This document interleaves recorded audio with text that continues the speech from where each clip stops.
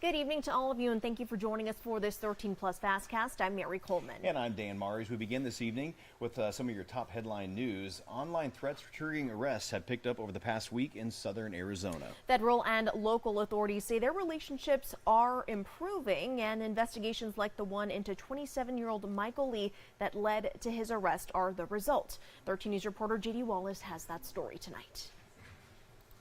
After the murder of Dr. Thomas Meixner on campus last year, an independent audit found poor communication at the university and a lack of adequate threat assessment. The suspect in Meixner's murder, 46-year-old Murad Dervish, was on authorities' radar, but his behavior was not considered enough for charges.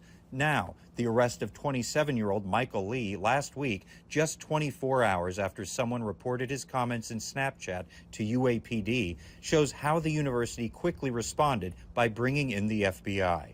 Snapchat servers are outside Arizona, which warranted a federal charge. The Southern Arizona Violent Crime and Gang Task Force is a combination of the FBI and local law enforcement. Any of these tips that come in, we are taking seriously, and the FBI takes a good look at all those. And they're all, the important piece too with that is these are all partnerships that we have with external agencies, whether it's U of A or whether it's Pima County Sheriff's Department or Tucson Police Department.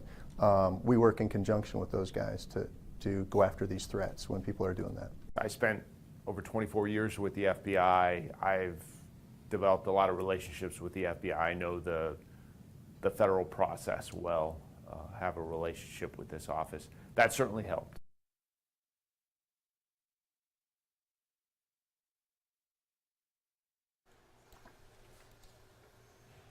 Crews are about to begin the next phase of improvement work at Saguaro National Park West. Starting on Monday, they'll be repairing historic structures at the Signal Hill picnic area and providing greater accessibility for people with limited mobility. Yeah, crews built a new restroom at the site in the first phase. The work means parts of the Signal Hill picnic area will be closed. Signal Hill itself will remain open, though, so important to note there.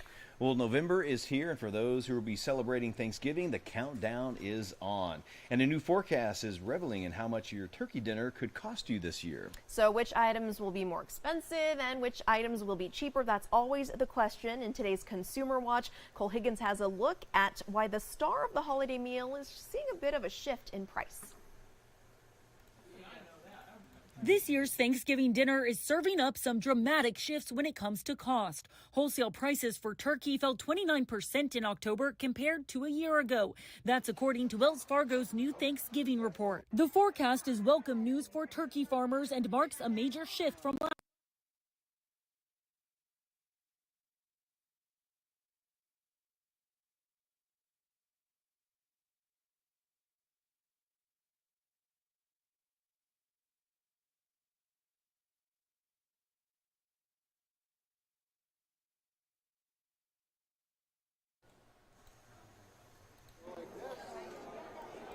Our apologies for that. We lost our audio in that story.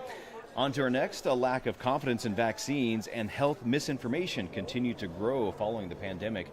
That's according to a new survey of more than 1,500 adults in October from the Annenberg Public Policy Center. It found Americans are less likely to consider it safe to get the measles, mumps, and rubella, pneumonia, and COVID vaccines than they were 2.5 years ago. That's when the group was first included on a panel for the survey. The percentage of Americans who believe vaccines approved for use in the U.S. are safe dropped 6% since April 2021 to 71%. And the share of adults who don't think approved vaccines are safe nearly doubled in the same time frame, increasing from 9 to 16%. While still a small group, people who believe vaccines cause autism, cancer, and illness such as the flu or COVID did tick up. And let's get a quick check of the Diamondbacks score right now. 1-0 Rangers. If you've been watching, they've been holding it down, Dan, but still no runs. So mid of the 8th, and we're just keeping our fingers crossed here. They can pull it off. I mean, it's not nearly as brutal as last night. Last night was ugly. It was very ugly. It was very ugly. So all right, guys, let's bring that spirit. Put on those good luck jerseys and everything. There you go. There we go. Well, now we are joined by Faith Boyce McCabe to talk about the historic Empire Ranch and its upcoming largest two-day event, the 2023 Empire Ranch Cowboy Festival. Faith, thanks for being here tonight. We appreciate it. You might also recognize her from the Tucson Rodeo Parade. She's on the parade committee, but also with the Empire Ranch tonight. We're talking about that. We are. You know, the Empire Ranch has got an incredible history in southern Arizona. lots to treasure out there. Yes.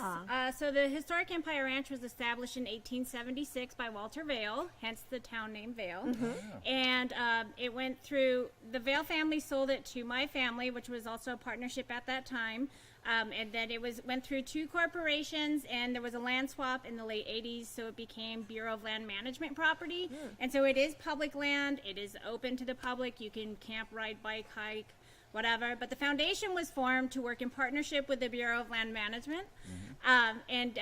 So we work with them to do the interpretation and preservation of the headquarters. Very cool. We were talking earlier about how a lot of people don't exactly know where it is. They see the name, they're like, sign. I've passed through the there. sign. But okay, where exactly is it for those not familiar? So it's halfway between Sonoyta and Tucson, roughly. So just south of the Border Patrol stop.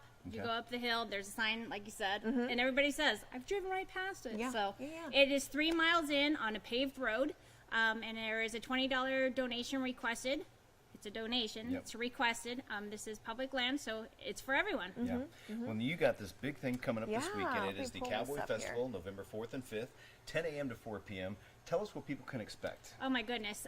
There's going to be tons of Westerns demonstrations, cowboy conversations, live music, food trucks, silversmithing, blacksmithing, leatherworking, yada braiding. I mean, I work tirelessly since March to bring anything and everything that I can get my hands on. So. And here we can see the flyer, as you mentioned, Western music and entertainment, history and culture demonstrations. Kind of give me an idea, because I love the history. What will you see with these cultural and history demonstrations? Like I said, the leathersmithing and the Blacksmithing? Thank you. I have Lots said of things this, going on, I'm so sorry, hey, no I worries, have said no this worries. like a bajillion times in the last month, so I apologize. And also some stuff for the kids to enjoy. It's going to be a great event, but this is also, it's a lot of fun, but it's very important for the Empire Ranch. It's very important for the foundation. We are completely 100% donated, donations and membership base funded. We do not get funding directly from the Bureau of Land Management, although we obviously work in partner with them on a lot of projects. But so all of the funding all comes from individuals just like me and you. Go ahead. Yeah, no, I was going to say, I mean, and the weather, too. I feel like the weather is going to be incredible this weekend. You know, a lot of the times, not just there, but in all of southern Arizona, when you're out and about, the heat is awful. But this is a perfect time of year for something like this. It is. And what I love about this, $20 per vehicle for a family, that is a great deal. It is, and there's so much to see. We had to make it 2 days because people literally couldn't see everything they wanted to see. Everything was scheduled on top of each other, and so this is an opportunity to come, bring your family, stay all day, stay a few hours. We have a silent auction on Saturday from 10 a.m. to 2 p.m., a bucket raffle on Sunday from 10 a.m. to 2 p.m., and again, all of these items are donated by local artisans.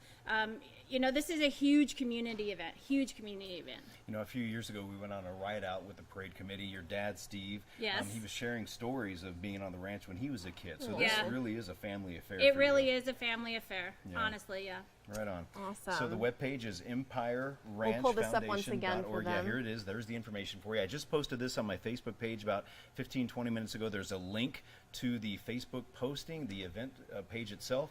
So please come on out, support the Empire Ranch Foundation, and just you'll learn so much about Southern Arizona ranching history. Yeah. It's very rich. All Thank right. you. Thank you both so much. Yes, Appreciate thanks, it. Faith.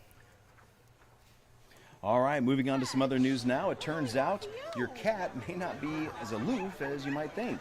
In fact, a new study suggests that they are quite expressive, especially with other felines. The researchers filmed 53 cats at a cat cafe in California, only in California, between August 20 and 21st and June 2022.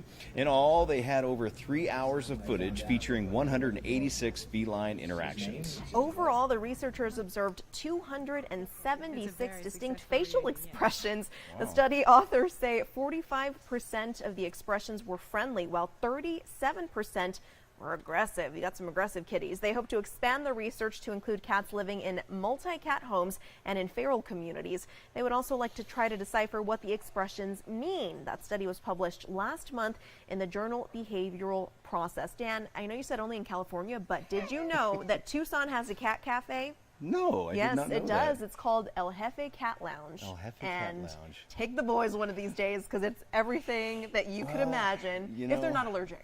That's the problem. I'm allergic to cats. Well, They then make you me stay at the itch. door and you let them have the fun. I'll just send the boys in. Go play with the cats.